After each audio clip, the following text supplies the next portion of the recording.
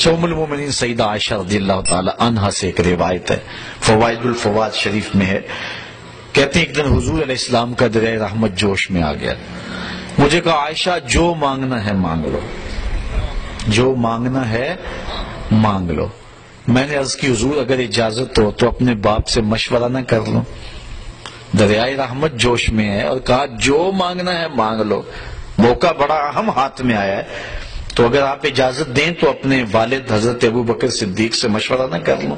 کہا جاؤ ان سے پوچھ لو۔ حاضر ہوئی دریائے رحمت جوش میں، محبوب نے فرمایا کہ عائشہ جو مانگنا ہے مانگ لو، مجھے بتایا جائے کہ میں حضور سے کیا مانگوں۔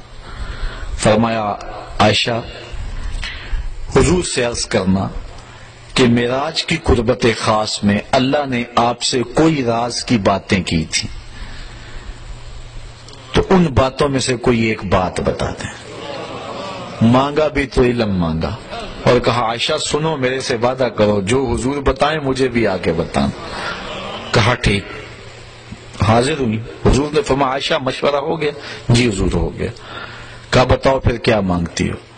کہا حضور معراج کی قربت خاص میں جب آپ گئے تھے تو اللہ نے آپ سے کوئی کلام فرمایا تھا؟ کہا جی۔ تو حضرت عائشہ رضی اللہ تعالیٰ نے عرض کی حضور پھر ان باتوں میں سے ایک بات مجھے بتا دیں۔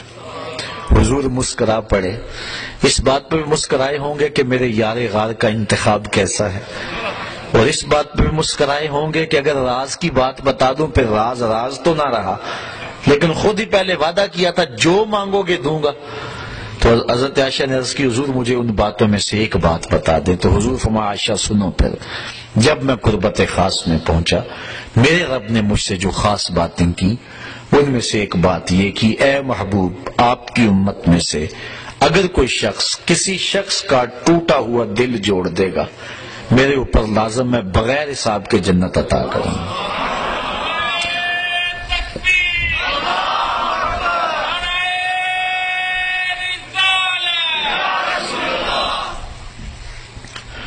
اللہ تعالیٰ پر ویسے کوئی شے لازم نہیں ہے، کوئی شے اللہ پہ فرض نہیں ہے، یہ ہمارے قائد کی کتاب میں لکھا ہے، شرح قائد میں، شرح مقاصد میں، خیالی سب کتابوں میں لکھا ہے کہ اللہ پر کوئی شے لازم نہیں ہے، کوئی فرض نہیں اللہ پر، لیکن از خود اپنے اوپر کوئی شے لازم کر لے تو یہ اس کا کرم ہے۔ تو کہا یہ بات میں اپنے اوپر فرض کر لی ہے، لازم کر لی ہے کہ جو شخص کسی شخص کا ٹوٹا ہوا دل جوڑ دے بغیر حساب کے اسے جنت عطا کروں۔ ام المومنین بہت خوش ہوئی کہ بسا اوقات کسی شکستہ دل کی بات سن لیتے ہیں، کسی کا دکھڑا ہی بیٹھ کے سن لینا کبھی تو اس کو تسکین ہو جاتی ہے، کسی کی مدد کر دیتے ہیں، کسی کے کام آ جاتے ہیں، کسی کو مصیبت سے نکال دیتے ہیں، یہ تو بخشش کا بہانہ مل گیا۔ اپنے والد گرامی کے پاس حاضر ہوئی، کہا ہاں عائشہ حضور سے پوچھا؟ جی پوچھا۔ کیا بتایا حضور نے؟ تو کہا کہ حضور نے یہ بات کہی ہے۔ ام المومنین بہت خوش تھی، لیکن سیدنا صدیق اکبر نے جب سنا تو زاروں کے تار رونا شروع کر دیا۔ ابا جی یہ بات رونے والی تو نہیں، بسا اوقات دکھیوں کے ہم کام آ جاتے ہیں، پریشان حالوں کی دل کی جو ہے وہ شکستگی دور کر دیتے ہیں، یہ تو بخشش کا بہانہ ہاتھ آ گیا۔ کہا عائشہ اسے معکوس بھی پڑھو، تصویر کا دوسرا رخ بھی دیکھو، اگر کوئی کسی کا ٹوٹا ہوا دل جوڑ دے بغیر حساب کے جنت میں جائے گا، اور اگر کوئی کسی کا دل توڑ بیٹھے تو پھر تو سیدھا جہنم میں جائے گا۔ اس لیے میں ڈرتا ہوں کہ ہم سے کسی کا دل نہ ٹوٹ گیا۔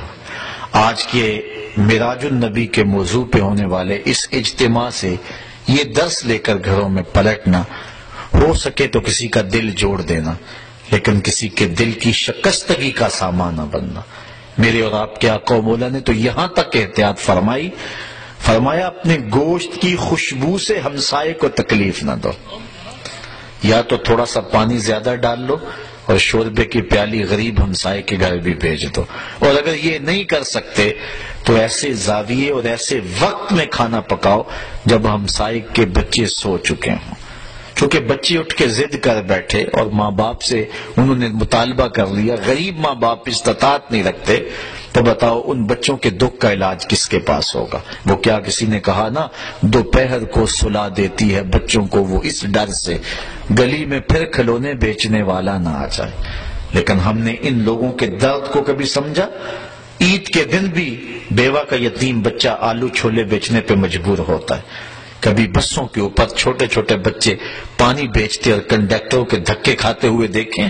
یہ بچوں کے سکول جانے کا زمانہ ہے، لیکن ہمارا معاشرہ بے درد ہو چکا ہے. تو ہمیں کسی کا دل نہ توڑنا، کسی کے دل کی شکستگی کا سامان نہ بنا. جوڑ سکتے ہو تو کسی کا دل جوڑ دینا، کسی کی شکستگی کو دور کر سکتے ہو تو یہ ایک بہت بڑی نیکی ہے، اور یہ بندے کو کہاں کی کہاں پہنچا دیتی ہے. میرے اور آپ کے آقا و مولا کی مجلس لگی ہوئی تھی. ایک شخص سے کونے سے اٹھا، عرض کی حضور میرا بچہ گم ہے اور مل نہیں رہا، دعا کریں مل جائے. قبل اس سے کہ حضور دعا کے لیے ہاتھ اٹھاتے، مجلس کے دوسرے کونے میں ایک شخص بیٹھا تھا. عرض کی حضور میں ابھی فلاں باغ کے قریب سے گزر کے آیا ہوں، میں نے بچوں کے ساتھ اس کے بیٹے کو کھیلتے ہوئے دیکھا ہے. باپ نے سنا تو دوڑ لگا دی. آقا فرمائے سے بلاؤ. بلایا گیا. بہت جلدی ہے میاں. جی حضور آپ جانتے ہیں باپ کے جذبات کیا ہوتے ہیں. بچے کی ماں الگ تڑپ رہی ہے، ممتا کی ماری ہوئی ماں کو بھی قرار دینا چاہتا ہوں، اور بچے کو دیکھ کے خود بھی آنکھوں کی تسکین کا سامان کرنا چاہتا ہوں. فرمایا ضرور جاؤ، تمہیں روکتا نہیں، لیکن ایک بات میری یاد رکھنا، جب باغ کے کنارے جاؤ بچوں کو کھیلتا ہوا دیکھو، اپنے بچے کو بھی پالو تو بچے کو بیٹا کہہ کے آواز نہ دینا، نام لے کے پکارنا. حرض کی بیٹا کہہ کے پکاروں تو حرج بھی کیا ہے، آخر میرا بیٹا ہی تو ہے. فرمایا تم بچھڑے ہوئے ہو اور تمہارے لہجے میں بلا کا پیار ہوگا، اور تم نہیں جانتے کہ ان کھیلنے والے بچوں میں ہو سکتا ہے کوئی یتیم بچہ بھی کھیل رہا ہو. اور جب تم اپنے بچے کو بیٹا کہہ کے پکارو گے اس کا دل چھدے گا، کلیجہ زخمی ہوگا. آج میرا باپ ہوتا تو مجھے بھی بیٹا کہہ کے پکارتا. یہ اسلام کا مزاج ہے. بیوہ کے سامنے اپنی بیوی سے پیار نہ کرو، غریب کے سامنے اپنی دولت کی نمائش نہ کرو، اور لوگوں کے لیے دل شکستگی کے سامان نہ کرو، لوگوں کے دل جوڑنے کی کوشش کرو.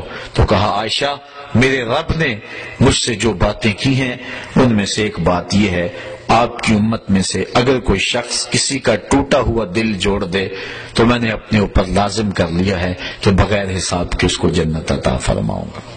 اللہ تعالی ہمیں اس معراج کی برکتیں اور حضور علیہ الصلوۃ والسلام کے سفر کا نور نصیب فرمائے.